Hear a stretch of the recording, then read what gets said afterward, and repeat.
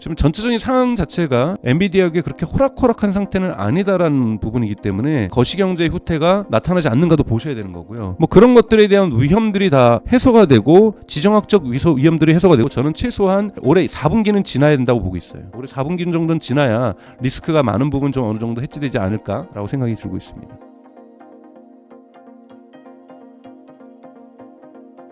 엔비디아가 사실 수직 상승하고 있다가 최근에 크게 하락을 했는데요. 그래서 많은 분들이 엔비디아를 들어가야 되는지 말아야 되는지 고민하시는 분들이 많습니다. 지금 들어가는 거 어떻게 보시나요? 목표를 어떻게 두는가에 좀 다를 수 있다고 저는 생각이 들어요. 내가 한 10%의 성장률을 또는 20%의 성장률로 이것도 되게 중요한 거니까요. 네. 어느 정도 차익 실현을 하겠다 그러면은 지금은 아니더라도 지금 좀 보시는 것들도 의미가 있다고 보고요. 근데 이제 한번 수직 상승이 있다 보니까 또 한 번의 수직 상승이 있겠지.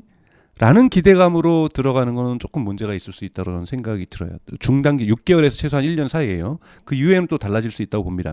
가장 보셔야 되는 부분은 긍정적인 신호를 보게 되면 계속해서 미국의 빅테크들이 AI 투자를 하고 있습니다. 미국의 빅테크 AI 투자가 왜 중요하냐면 2023년 H100 그 엔비디아가 만든 가장 좋은 그 GPU였죠. AI 학습에 많이 쓰인 이것의 전체 생산량의 40%를 단 4개 기업에서 샀습니다. 마이크로소프트, 알파벳, 구글이죠. 그 다음에 아마존, 메타. 이 4개 기업이 전체 H100의 40%를 샀어요. 그러니까 정말로 이들이 AI에 대한 투자들을 2024년 2분기부터 본격적으로 해나가면서 데이터 센터 AI 칩을 샀고 여러분도 기억하시겠지만 2023년 2분기부터 엔비디아의 데이터 센터 매출, 즉 AI GPU 칩 매출이 본격적으로 수직 상승합니다. 그리고 워낙 공급이 제한되어 있고 수요가 폭발적으로 증가하다 보니까 가격을 완전히 올려버렸고 그러다 보니까 매출 총 이익률이 거의 뭐 78%까지 올라가는 종종 농담 삼아서 얘기했지만 봉이 김선달도 이 가격 이런 이익률은 못 봤을 거예요. 그 정도로 지금 지난 1분기 때 이익률이 좋았고 좀 있으면 2분기 이제 실적 발표를 하겠는데 2분기 실적 발표도 전 좋을 거라 보고 있어요. 왜냐하면 미국의 이 빅테크들이 결코 AI 투자를 줄이지 않고 있거든요. 최근에 순다 피차이도 그런 구글의 CEO인 순다 피차이도 그런 말을 했고 메타의 마크 주커버거도 뭐라고 얘기를 했냐면 과소 투자의 위험이 과대 투자의 위험보다 크다. 적게 투자하는 것에 AI에 대한 적게 투자했을 때 오는 결과로서 오는 위험성이 많이 투자하는 거, 과잉 투자하는 거의 위험보다 훨씬 더 크다라는 거예요. 그러면 당연하게 과잉 투자하는 거죠. 지금 과잉 투자를 인정하는 거예요. 그러니까 과잉 투자를 안 할 수 없다라는 거고 빅테크들이 경쟁적으로 과잉 투자를 한다라는 거고 올해 하반기에도 1,000억 달러가 넘는 돈이 들어갈 거고요. 이 빅테크 4개 기업에 의해서만도 이렇게 될 경우에는 정말 기하급수적으로 계속해서 이 AI 투자들은 이루어지고 있기 때문에 엔비디아의 중장기 시장성은 좋다라는 게 긍정성이 있고요. 두 번째는 하나는 그로크라고 하는 또는 한국의 이제 레벨리온이나 이런 기업들이죠. 대단히 AI 학습 칩이나 추론 칩에 의해서 특화돼 있으면서 가격은 훨씬 더 엔비디아보다 저렴한 이것 부분들이 쏟아져 나오기 시작하고 있다라는 것. AMD라든지 또는 이번에 애플이 AI를 학습시킬 때 엔비디아의 GPU인 H100을 쓰지 않고 구글의 TPU를 썼다고 얘기를 했거든요. 이러면서 또 주가가 좀 떨어졌어요. 이렇게 하면서 대안들을 계속해서 찾기 시작하고 있다라는 것 대단히 빠른 속도로 이 부분이 이제 엔비디아에게는 마이너스 요소가 있고요. 또 하나의 마이너스 요소가 이번에 생긴 거죠. 그때가 뭐냐면 이번에 블랙웰 GB200이죠. 블랙웰이 지금 3개월 딜레이가 됐습니다. 2024년 올해 4분기 때부터 딜리버리 판매를 시작한다고 했던 것을 2025년 상반기 1분기로 연장을 했어요. 자, 연장을 했을 때 어떤 효과가 나타나면 우선은 빅테크 기업들은 4분기에 하기로 워낙 현금이 많으니까 벌써 돈을 다 배정을 해놨단 말이에요. 그런데 그럼 4분기에 그러면 블랙웰 안 나오니까 그 사람들이 그럼 H100을 살까요? 지금은 H100이 어쩔 수 없으니까 6개월 동안 놀 수 없으니까 지금 사고 4개월 동안 놀 수 없으니까 지금 사고 그러죠. 3개월 정도 남고 2개월 나오면은 우리 블랙웰 나올 때까지 참자. 이 대기 수요가 발생을 하죠. 이걸 오스본 이펙트라고 얘기를 하는데요. 오스본이라는 사람 이름을 따서 오스본 이펙트가 뭐냐면 일론 머스크도 이번에 얘기를 했어요. 신차 발표를 가능하면 늦춘다. 왜? 신차 발표를 당기면은 사람들이 그럼 내년에 차 사야지. 어차피 가격도 저렴하지도 않으니. 이러니 올해 판매가 안 안 된다라는 거예요. 지금도 모델 Y 사람들이 안 사려고 하고 테슬라는 모델 Y에 대한 할인을 들어갈 수밖에 없으니까 이것이 영업이익률에도 안 좋습니다. 왜요? 모델 Y 내년에 페이스리프트 내에서 주니퍼 나온다는데 짱 좋거든요. 일부 사람들이 판단하기에. 그러면 올해 왜 사요 차를요? 그러면 그 회사로는 치명적인 타격을 입을 수가 있습니다. 그럼 뭐냐면 블랙엘이 지연되면서 블랙엘 매출이 늦게 나오는 것도 엔비디아에게 마이너스 요소지만 H100이라는 지금 잘 팔리고 있는 제품도 하반기에 특히 4, 4분기 때 대기 수요가 발생하면서 안 팔릴 수 있다라는 거예요. 이렇게 그러니까 적게 팔리거나 이렇게 됐을 경우엔 전체적으로 엔비디아의 올해 4분기 실적, 즉 이것은 내년 1월 말이나 2월 초에 발표를 하겠죠.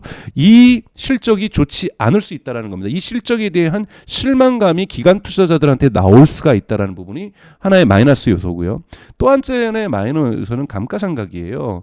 즉 블랙웰이 또 내년 1분기에 나오게 되면은 1분기에 나오면 블랙웰을 다 살 겁니다. 워낙 퍼포먼스가 2.5배나 좋다고 얘기를 하니까요. 에너지 수요량도 적고요. 그런데 그걸 다 사게 되면은 H100이 감가상각을 크게 당합니다. 왜냐면 블랙웰이 너무 좋으니까 기존에 샀던 거 비싼 거에 대한 가치가 확 떨어지겠죠. 떨어지면 어떻게 되냐면 이건 결국은 기업의 비용이 증가하게 되는 거거든요. 이렇게 되면은 빅테크들 전반적으로 비용 상승 압력을 받게 되면서 이익률 하락에 대한 결과를 피할 수 없게 된다라는 거죠. 그럼 이 기업들이 빅테크 기업들이 이런 이익률 하락이 나오면은 투자자들이 아우성이 바닥을 인내심을 치면서 이제 커지는 거죠. 도대체 AI에 투자를 하는데 AI 매출은 어디에 있는 거예요? 답변하세요. AI 매출은 어디 있어요? 이렇게 투자를 많이 하는데 2배는 벌어주셔야 될 거 아니에요? 3배는 벌어주셔야 될 거 아니에요? 1,000억 달러를 투자했으면은 2,000억 달러는 매출을 내는 게 정상 아닌가요? 라는데 2,000억 달러는 뭐예요? 꼴랑 100억 달러, 200억 달러 내고 있으니까요. 그러니까 AI 매출은 이런 부분에서 인내심들이 바닥이 나오면서 대단히 이 연쇄적용이잖아요. 구글이나 이런 쪽에서 AI를 학습을 많이 시키면서 엔비디아 칩을 원하는 거고 엔비디아 칩이 좋으니까 사람들이 학습을 더 잘 시키는 거고 학습을 더 잘 시키는 게 엔비디아 이런 나선형적인 어떠한 연쇄작용들이 있었는데 이 연쇄작용의 끈이 영원히 끊어지는 거 아닙니다, 여러분. 영원히 끊어지는 게 아니라 잠시 끊어질 수 있어요. 잠시 끊어질 때도 분명하게 주식시장에는 부정적인 효과가 엔비디아에는 나타날 수밖에 없다라는 거고 이런 부분들이 엔비디아의 그러니까 저는 펀더멘탈 차원에서 말씀을 드리면 엔비디아의 주가를 하락시키려고 하는 힘으로 시장에서 작동할 부분이 있다. 근데 앞부분에 설명했던 것처럼 상승시키려는 힘은 여전히 존재한다. 그래서 상승과 하락의 힘이 계속 겨루기를 하면서 앞으로 6개월은 지속될 가능성이 높기 때문에 이 시기가 적절한 매수 시기인지 아닌지는 전문가인 여러분들께서 판단하셔야 될 문제라고 저는 생각이 듭니다. 그렇다면 장기적으로는 전망이 어떨까요? 그런데 이제 불안해질 수 있죠. 이제 정기적으로 이제 가장 불안해지는 부분은 언제쯤이 이제 저점 매수 타임일 수 있을 것인가 이런 것도 분석을 하셔야 되는 거고 그러면 이제 그 저점 인스타임 때 경기 후퇴라는 예를 들면 거시경제적인 즉 엔비디아는 상관없는 거시경제의 후퇴가 나타나지 않는가도 보셔야 되는 거고요. 뭐 그런 것들에 대한 위험들이 다 해소가 되고 지정학적 위험들이 해소가 되고 또 하나 엔비디아의 마이너스를 얘기 안 했네요. 엔비디아가 지금 곧 미국 정부 민주당 정부에서 법을 마련하는 게 뭐냐면 지금 H20이라고 해서 중국에다 수출하고 있는 GPU 칩이 있습니다. 그러니까 H20이면 성능을 확 낮춰가지고 AI 기능 학습에 있어서의 역량들을 확 떨어뜨렸는데 지금 미국 정부가 H20도 마음에 안 들어. 팔지 마. 그래서 관련된 법을 지금 준비 중에 있어요. 그러면은 엔비디아는 H20도 이제는 중국에 못 팔게 될 경우에는 중국에 대한 매출이 정말로 바닥으로 떨어지게 돼요.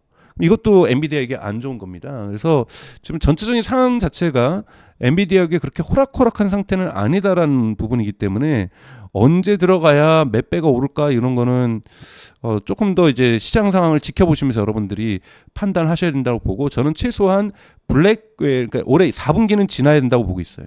네, 올해 4분기 정도는 지나야 리스크가 많은 부분 좀 어느 정도 해지되지 않을까? 라고 생각이 들고 있습니다. 사실 뭐 AI가 우리가 투자 상품으로도 많이 네. 뭐 생각하고 있는 부분도 있지만 실생활에서도 어떻게 우리에게 정말 생활의 변화를 가져다 주는지 궁금해하실 분들이 많은데요. AI가 발전하면 우리의 생활이 어떻게 실생활이 달라질까요? 네네. 저는 이제 2025년은 AI 에이전트의 시대라고 얘기를 하고 있어요. 에이전트라는 개념을 어렵게 생각하시는 것이 아니라 뭐 자동화한다 뭐 그런 거 뭐 이렇게 복잡하게 생각하지 마시고 지금은 챗GPT라든지 여러분이 클로드라든지 제미나이한테 물어보면 제미나이나 자체에서 대답을 해요. 근데 제가 한번 생각을 해보죠. 제가 오사카에 2박 3일 여행 갈 거니까 2박 3일 여행 일정을 짜줘. 그럼 여러분 한번 해보세요. 진짜 잘 짜줍니다. 정말 잘 짜요. 30분 단위로 잘 짜줘요. 그런데 챗GPT나 제미나이가 모르고 있는 게 있어요. 제가 언제 갈지는 모르는 거죠. 언제 갈지는 모르고 그냥 제네럴하게 짜주는 거죠. 근데 저의 캘린더에 살짝 들어갔다 오더니 어머 9월 말에 가는구나. 추석 끼고 가는 거지 너. 그러면서 그때 좋은 거를 더 잘 알아서 더 정확한 답변을 줄 수가 있다라는 거예요. 즉 최소한 한번 저의 이 일정 칼렌더에 가서 흔히 말하는 쿼리라고 그러죠. 한번 질문을 던져서 답을 정확하게 알아서 이것에 기반해서 답변하는 컴파운드 시스템이라고 얘기도 하는데 복잡한 표현으로 이런 에이전트 모델들이 지금 많이 등장하고 있고 준비가 되고 있습니다. 대표적으로 애플이 그걸 준비하고 있는 거죠. 애플의 시리한테 제가 물어봐요. 엄마가 오늘 오후에 저녁 때 비행기에 도착하는데 내가 몇 시에 여기서 출발하면은 엄마를 내가 모시러 가려고 하는데 차를 운전해서 늦지 않고 갈 수 있겠니? 라고 물어본다라면 지금 시리는 죽었다 깨나도 답변을 못하죠. 근데 이번에 16에 애플 아이폰 16에 나오는 이 시리 같은 경우에는 다양한 데이터베이스에 쿼리를 던져서 정보를 가져옵니다.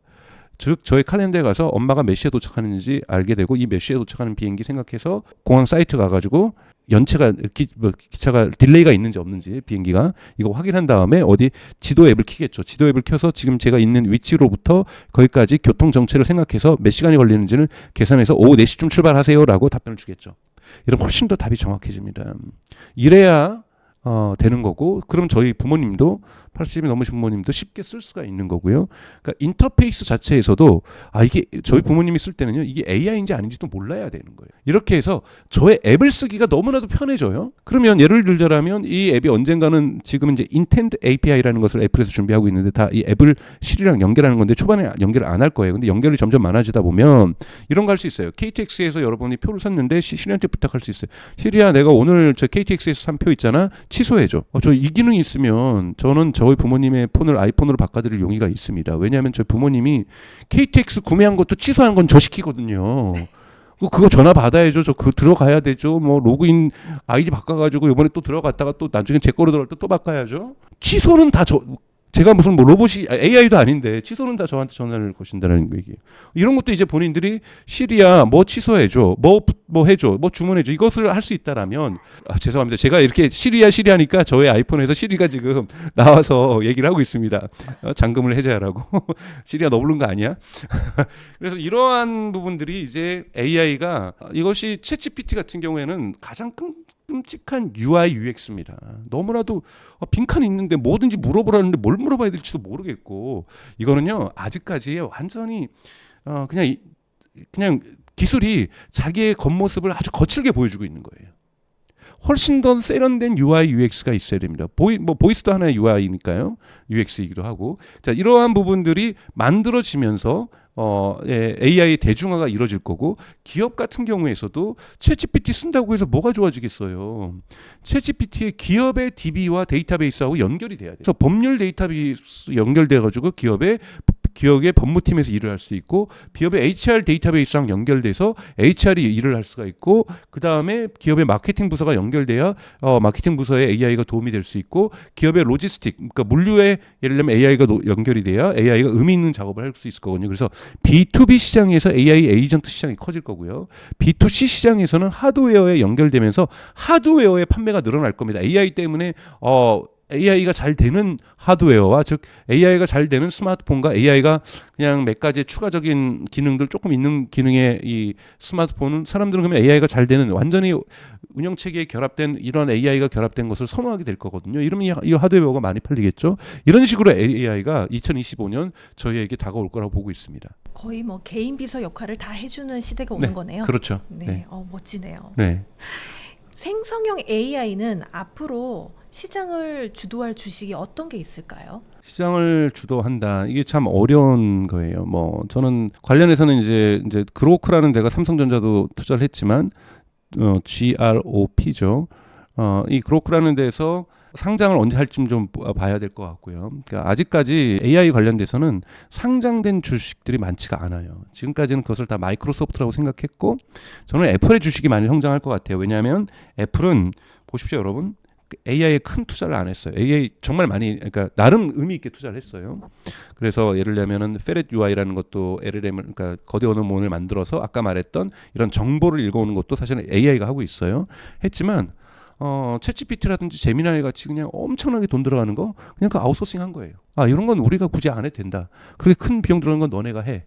그 대신 우리는 연결을 잘 시킬 거고 우리는 OS에 연결되는 흔히 말하는 SLM이라고 해서 스몰 랭귀지 모델이라고 해서 조금은 경량화된 모델들을 갖다가 집어여서 해놨어요. 그래서 하드웨어가 돋보이게 했어요. 그러면 뭐 어떻게 됩니까? 하드웨어가 더 많이 팔릴 겁니다. 그런 거 부분에서 저는 애플이 대단히 생성 AI 시대에 오히려 뒷부분은 치고 나갈 거라고 보고 있고요. 컨설팅 기업들이 되게 많이 요즘 돈을 벌어요. 이거는 대단히 시장에서 좋은 그러니까 시그널 신호거든요. 뭐냐면 기업에서 AI를 쓴다 할 때 결코 컨설팅 기업 없이는 할 수가 없어요. 억센추어 같은 경우에는 지금 2분기 그러니까 1월부터 6월까지만 20억 달러의 컨설팅 매출을 AI에서만 했습니다. 그러니까 그건 뭐냐면 이건 벌써 기업들이 20억 달러의 컨설팅을 갖다가 그러니까 우리나라 돈으로 뭐 2조 정도 되는 거잖아요. 정도를 지금 쓰고 있다는 건 다양한 기업들이 AI를 도입하기 위해서 지금 컨설팅 단계에 있다라고 볼 수가 있는 거죠. 이런 기업들이 이제 초기에는 좀 돈을 벌 수가 있는 거고 절대 투자하지 말아야 될 때가 어디냐면 AI 관련주예요. 저는 관련주라는 단어를 되게 싫어하는데요. 실제로 펀더멘탈하고 연결돼 있으면 그냥 AI 주죠. 근데 그냥 펀더멘탈하고는 아무 관계 없는데 사람들이 AI 관련주라고 대표적으로 보는 것이 슈퍼마이크로라는 회사입니다. 여러분 슈퍼마이크로 회사의 주가를 검색해 보시면 최고점 대비 지금 50% 하락을 했어요.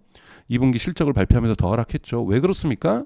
슈퍼마이크로는 뭐 하는 회사냐면 H100이라는 칩을 사는 게 아니라 하여튼 뭐 메타가 사요. 그럼 메타가 이 회사한테 위탁을 합니다. 이거를 가지고 H100을 그냥 사가지고 자기네들이 꼽는 게 아니라 이걸 꼽을 때 우리 식으로 하면 데스크탑 또는 렉이라고 하는 여기에다가 다른 것들과 함께 발열기라든지 뭐 이런 해서 잘 꽂아가지고 우리한테 납품해 이 기계를. 그러니까 해서 GPU를 꽂고 뭐 그 다음에 여기다가 발열기, 전류장치, 전압기 이런 거 다 꽂고 나서 이걸 우리한테 데이터 센터에 납품을 해주는 이거 전문 업체예요. 그러니까 매출은 안정적이죠. 근데 그거를 과연 AI 기업이라고 볼 것이냐? 여기 AI에 관련된 칩을 다루긴 하지만 칩을 만드는 것도 아니고 칩을 사서 조립해서 데스크탑으로 만들어서 있는데 여기에 AI 기술이 쓰이는 것도 아니고 저는 이런 기업은 주가가 내려가는 것이 지나치게 높다라는 거예요. 왜요? 어느 정도의 주가가 올라갈 수는 있죠. 왜? AI 때문에 매출이 꾸준히 올라갈 거니까. 예를 들자면은 AI가 학습하는데 전기를 엄청나게 먹습니다. 그래서 지금 모건 스탠리 같은 경우에는 앞으로 원자력 발전소라든지 왜냐하면 또 이 기업들이 아리백에 다 가입되어 있어요. 그래서 재생에너지에도 투자를 하지만 요즘 그 아리백이라는 건 순수하게 재생에너지만 100%여야 되는데 이것을 클린으로 바꿔가지고 원자력을 집어넣으려고 로비를 많이 하고 있어요. 그렇게 되면은 원자력도 많이 니즈가 있을 거다. 그래서 원자력 발전소의 물건을 판매하는 업체도 AI 관련주다 뭐 이런 얘기를 하는데 저는 이렇게까지 확장하시면 안 된다라는 거예요. 그건 AI 관련주가 아니라 그냥 여기에 매출이 증가할 거기 때문에 매출이 증가하고 영업이익률이 증가하면 거기에 맞는 상응하는 주가는 어느 정도 상승할 거기 때문에 이런 단기 상승에 대한 기대감을 가지고 구매하고 판매하는 것 이런 거는 당연하게 주식 투자라면 하셔야 될 일이지만 AI 주가니까 나는 이것만 가지고 있으면 떼부자가 될 거야 30%가 오를 거야 20%가 오를 거야 이렇게 꿈꾸시면 안 된다는 거예요.